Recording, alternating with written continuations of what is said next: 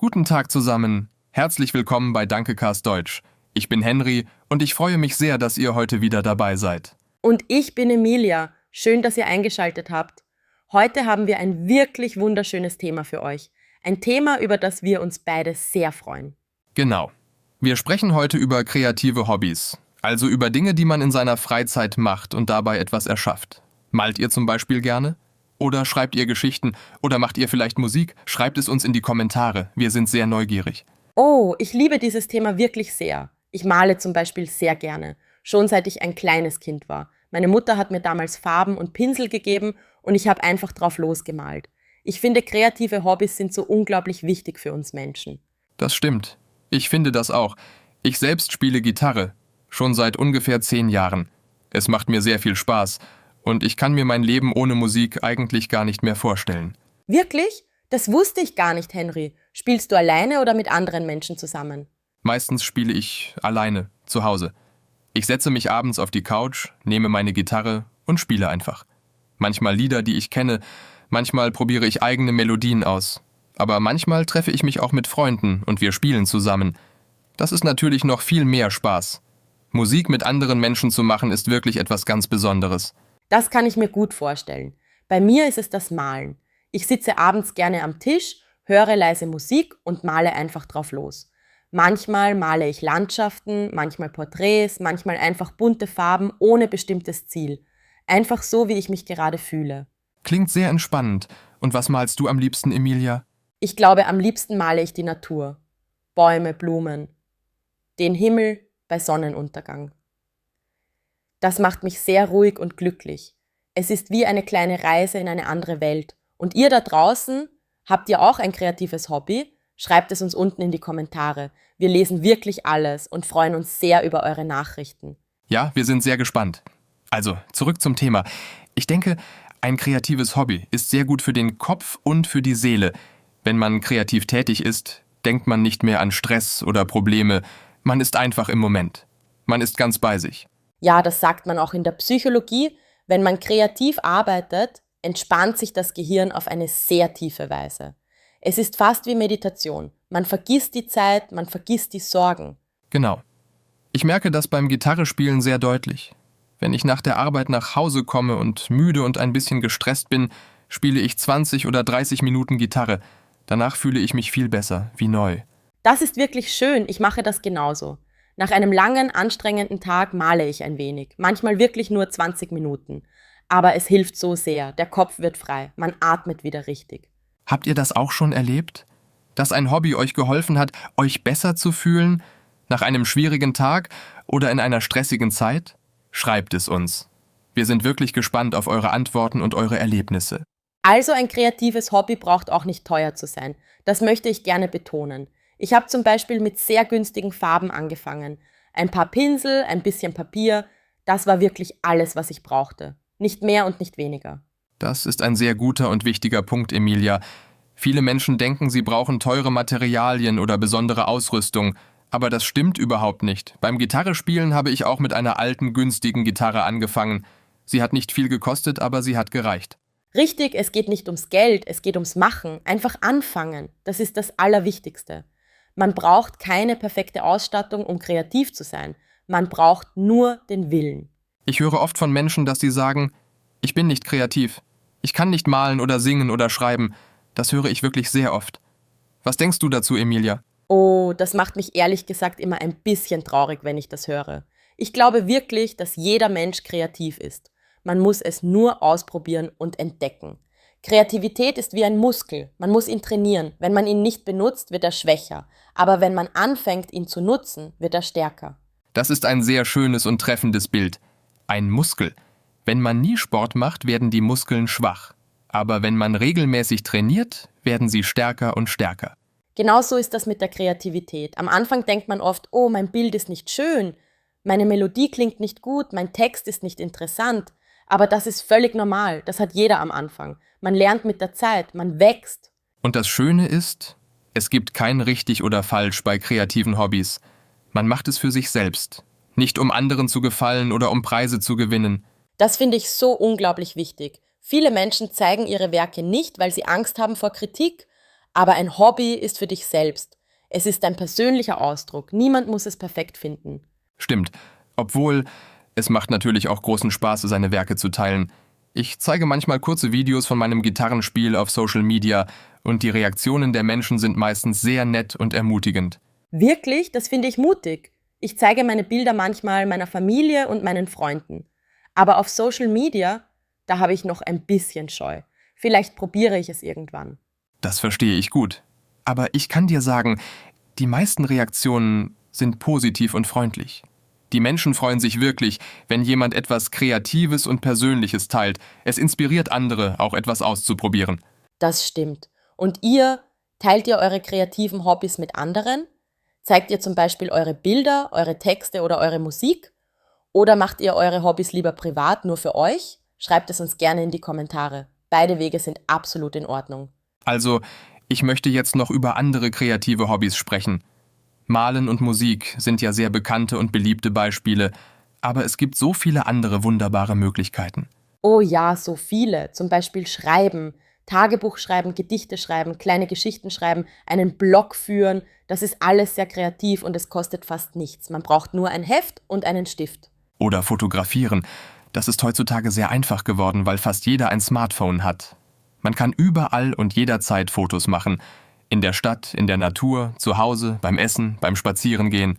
Ja, Fotografie ist wirklich toll. Ich habe auch eine Freundin, die sehr leidenschaftlich fotografiert. Sie macht wunderschöne Bilder von Blumen und Tieren in der Natur. Es ist wirklich eine echte Kunst. Sie zeigt die Welt mit anderen Augen. Oder stricken und häkeln. Das denken viele als altmodisch oder als etwas für ältere Menschen, aber das stimmt wirklich nicht. Es gibt so viele junge Menschen heute, die stricken und häkeln. Es ist wieder sehr modern geworden. Ja, ich habe das auch mal ausprobiert. Ich habe eine Mütze gestrickt. Es hat sehr, sehr lange gedauert und sie war am Ende nicht perfekt. Aber ich war so unglaublich stolz.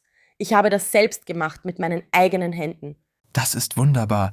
Dieses Gefühl von Stolz, wenn man etwas selbst erschaffen hat, das ist wirklich unbezahlbar. Kein Geld kann das kaufen. Ja, wirklich, wenn ich ein Bild fertig male, fühle ich mich so gut. Ich schaue es an und denke, das habe ich geschaffen. Das existiert jetzt auf dieser Welt, weil ich es gemacht habe. Das ist ein wunderbares Gefühl. Backen und Kochen kann man übrigens auch als kreatives Hobby sehen. Man kombiniert verschiedene Zutaten, erfindet neue Rezepte, macht Gerichte schön und appetitlich. Oh ja, das stimmt auf jeden Fall. Ich liebe Backen. Kuchen dekorieren zum Beispiel ist sehr kreativ. Man arbeitet mit Farben, mit Formen, mit Ideen und das schönste Ergebnis kann man dann auch essen.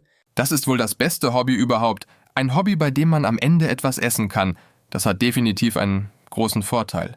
Ha, stimmt. Das ist wirklich ein großer Vorteil. Und was ist euer Lieblingsessen, das ihr selbst macht? Oder backt ihr auch gerne? Oder kocht ihr kreativ? Lasst es uns wissen. Wir sind neugierig. Also, ich möchte auch kurz über die vielen Vorteile von kreativen Hobbys sprechen. Wir haben schon über Entspannung gesprochen, das ist klar. Aber es gibt noch viele weitere Vorteile. Zum Beispiel, man lernt Geduld. Kreative Projekte brauchen Zeit. Man kann nicht alles sofort perfekt machen. Man muss Schritt für Schritt arbeiten. Das ist eine wichtige Fähigkeit. Das ist so wahr. Ich erinnere mich gut daran, als ich anfing, Gitarre zu spielen. Die ersten Wochen waren ehrlich gesagt sehr schwer. Meine Finger haben wehgetan. Die Töne klangen nicht schön. Ich dachte manchmal, schaffe ich das überhaupt? Aber du hast weitergemacht und das ist der entscheidende Punkt. Ja, genau. Weil ich es wirklich wollte. Und langsam, ganz langsam wurde es besser. Man lernt durch diesen Prozess etwas Wichtiges. Wenn man dranbleibt und nicht aufgibt, verbessert man sich. Das ist eine wertvolle Lebenserkenntnis. Absolut. Und das überträgt sich auch auf andere Bereiche des Lebens. Wenn ich beim Malen gelernt habe, geduldig zu sein und nicht sofort aufzugeben, bin ich auch im Alltag geduldiger geworden. Mit mir selbst und mit anderen. Das ist ein sehr interessanter und wichtiger Punkt. Kreative Hobbys formen wirklich den Charakter. Man wird geduldiger, konzentrierter, selbstbewusster, man lernt sich selbst besser kennen. Und man wird auch besser darin, Fehler zu akzeptieren. Beim Malen mache ich viele Fehler. Am Anfang war ich sehr perfektionistisch und habe mich über jeden Fehler geärgert. Heute sage ich, okay, das ist ein Fehler, interessant. Wie kann ich daraus etwas Schönes machen? Wie kann ich das weiterentwickeln? Das gefällt mir sehr gut. Fehler als Teil des Prozesses sehen, nicht als Problem oder als Versagen, sondern als eine Möglichkeit zur Entwicklung. Genau. Und habt ihr das auch erlebt? Habt ihr durch ein Hobby etwas Wichtiges über euch selbst gelernt? vielleicht mehr Geduld, mehr Selbstvertrauen oder eine neue Seite von euch entdeckt? Wir würden das wirklich sehr gerne wissen. Schreibt es in die Kommentare. Ein weiterer schöner Vorteil ist, man findet Gemeinschaft. Durch kreative Hobbys lernt man neue interessante Menschen kennen. Oh ja, das stimmt sehr. Ich bin zum Beispiel in einer kleinen, wunderbaren Malgruppe. Wir treffen uns einmal pro Woche und malen zusammen in einem Café. Es sind wunderbare Menschen aus verschiedenen Altersgruppen, verschiedenen Berufen, verschiedenen Hintergründen. Aber wir alle lieben das Malen. Das klingt wirklich schön.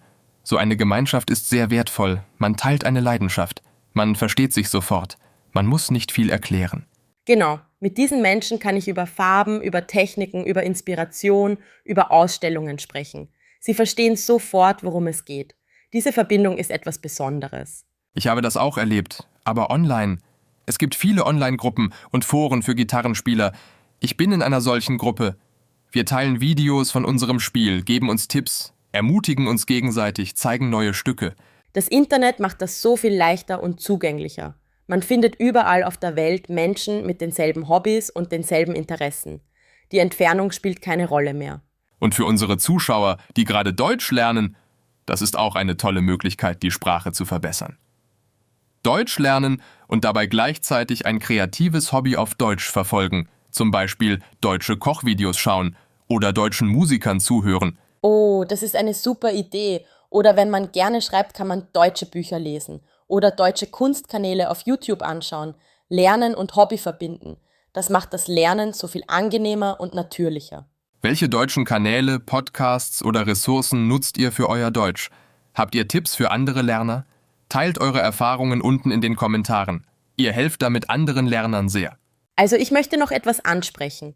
Manchmal hört man, dass kreative Hobbys Zeitverschwendung sind, dass man stattdessen produktiv sein soll, etwas Nützliches tun soll. Was denkst du darüber, Henry? Ich finde das völlig falsch, ehrlich gesagt. Ein Hobby ist keine Zeitverschwendung. Es ist eine Investition. Eine Investition in sich selbst, in seine Gesundheit, in seine Zufriedenheit, in seine Persönlichkeit, in seine Kreativität. Dem stimme ich voll und ganz zu. Unser Leben ist nicht nur Arbeit und Pflichten und Verpflichtungen. Wir brauchen auch Zeit für Freude, für Ausdrucksmöglichkeiten, für Kreativität. Das macht uns zu ganzen, gesunden Menschen. Und wenn man glücklicher und entspannter ist man auch produktiver bei der Arbeit.